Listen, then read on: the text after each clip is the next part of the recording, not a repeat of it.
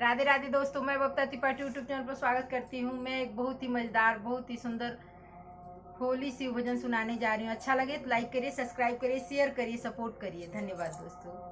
शिव के बाजी डमरुआ भोरे भोरे, शिव के बाजी डमरुआ भोरे भोरे, शिव के बाजी डमरुआ भोरे भोरे, शिव के बाजे डमरुआ भोरे भोरे।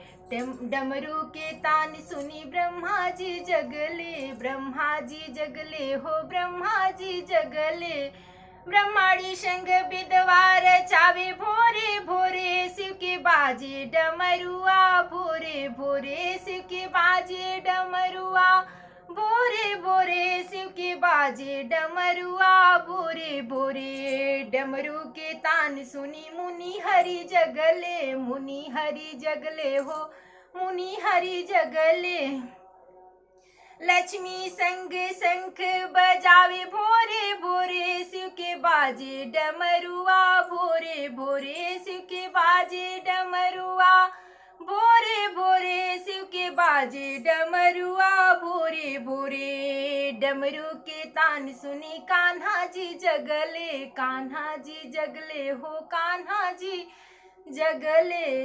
राधा संग रास रचावे भोरे भोरे, शिव के बाजे डमरुआ भोरे भोरे, शिव के बाजे डमरुआ भोरे भोरे, शिव के बाजे डमरुआ भोरे भोरे। डमरू के तान सुनी सरजू जी जगली, सरजू जी जगली हो, सरजू जी जगली।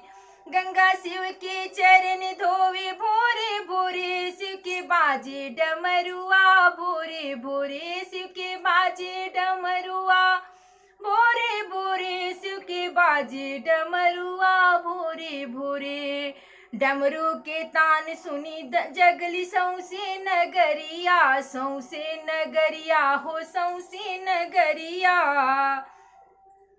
करे शिव के दर्शन भोरे भोरे, शिव के बाजे डमरुआ भोरे भोरे, शिव के बाजे डमरुआ भोरे भोरे, शिव के बाजे डमरुआ भोरे भोरे। धन्यवाद दोस्तों। मेरा गाना अच्छा लगे ज़्यादा शेयर करिए, सपोर्ट करिए।